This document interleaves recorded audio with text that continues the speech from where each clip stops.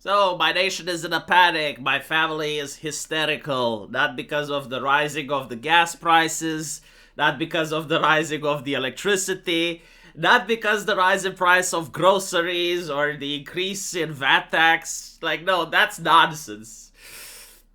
Two Russian drones entered the airspace. Oh my god. Launch the military fighter jets. Now, okay, this was actually a huge talk in Romanian parliament a couple of months ago. Whether or not should the military be allowed to shoot down these drones.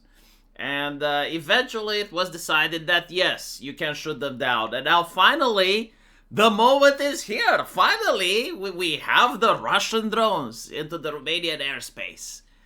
And what happens? Absolutely nothing. Like, they monitored the drones for what appears to be 50 minutes, and all the journalists were like, shoot them down, shoot them down. Why aren't they shooting them down? They must shoot them down. What if they're allied with the Russians? What if there's traitors in our midst? Why aren't they shooting down the drones? They must be shut down, shut it. The reality is that what happened in America with those Chinese weather balloons, if you guys remember, and they didn't get shot down, is the same thing that happened in Romania. See, like, this is the thing. Like, you can make legislation all you want, but when reality hits, pragmatism is going to be king. Why did they shoot down the drone? Well, first of all, it's expensive to shoot down a drone. Look at the cost analysis, right? Like, missiles cost money. They don't grow from a general's ass. They're actually expensive military's equipment. And so, like, firing at the drone that probably costs around, I don't know, $1,000 or maybe cheaper, and you're firing at it with a missile that costs hundreds of thousands of dollars, how many times can you get away with this? Especially in a country where the VAT tax is going up. And so, if the drone is unarmed, which is pretty much what happened here, they probably decide, you know what? Let's just follow it and see where it goes. And this is what they did for 50 minutes. The other reason is that, well, yeah, I mean, it is expensive to fire at those drones, but you gotta make a political statement.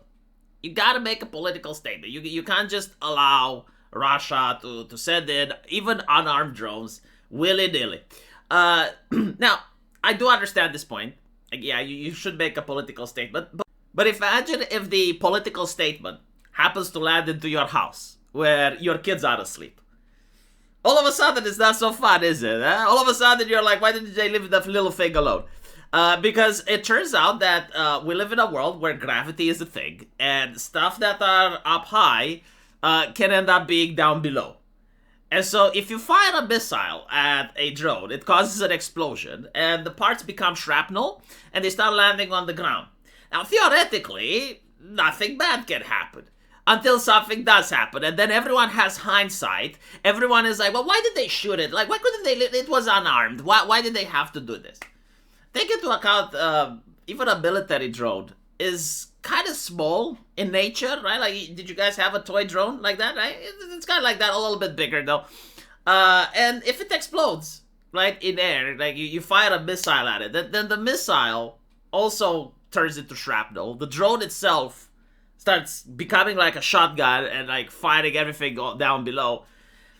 So, like, technically, if you shoot it over a plane, it's probably not a big deal, but you don't really like when you're in a fighter jet, you can't really run these calculations, right? You don't really have like this mathematical precision to know where the fuck it goes. Like, you can have like a general idea, but chances are, if it's in a populated area, there is a small but certain chance that you may hit someone, and especially like how often you do it.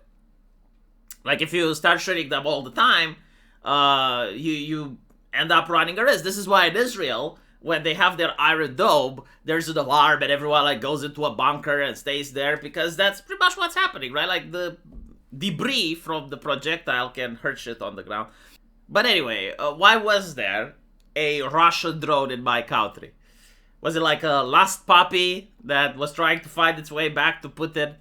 Well, there's two explanations for it. Number one, it's genuinely a technical error.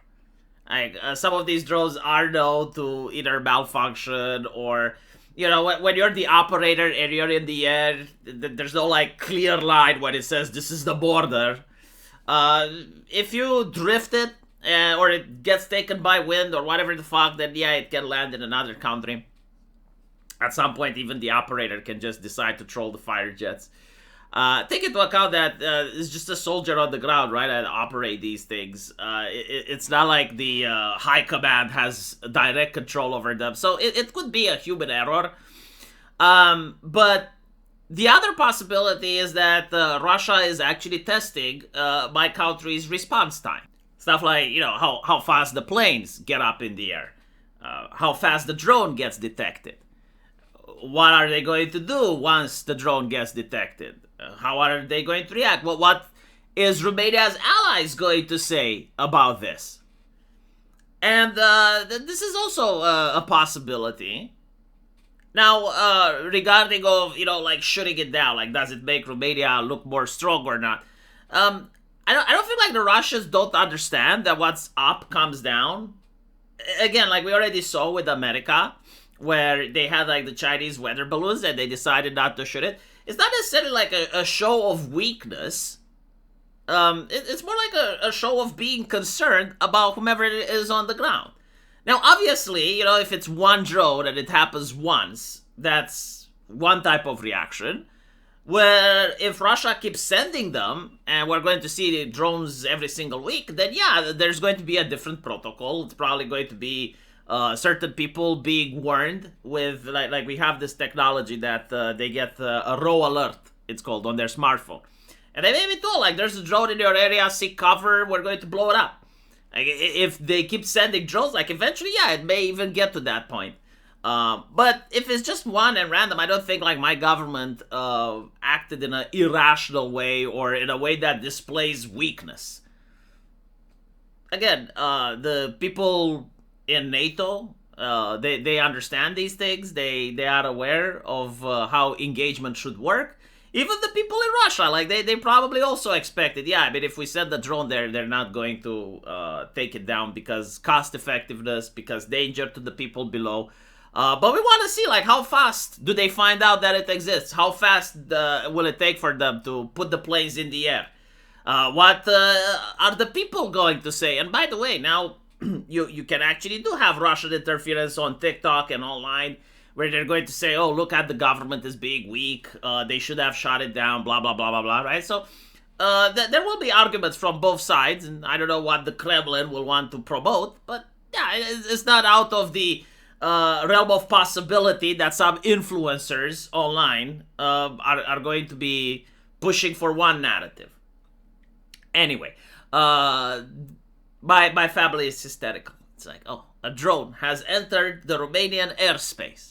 I was like, yeah, we're next to a military theater. Like, our neighbors are engaged in warfare. It can happen. It's not a positive thing. It's not a good thing, but it's no reason to believe that the sky is falling. Like, look, they didn't shoot it down. The sky didn't fall. Calm the fuck down.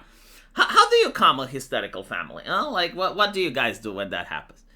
Anyway, right, let me know what you guys think. And as usual, I will see you in the comment section. Take care.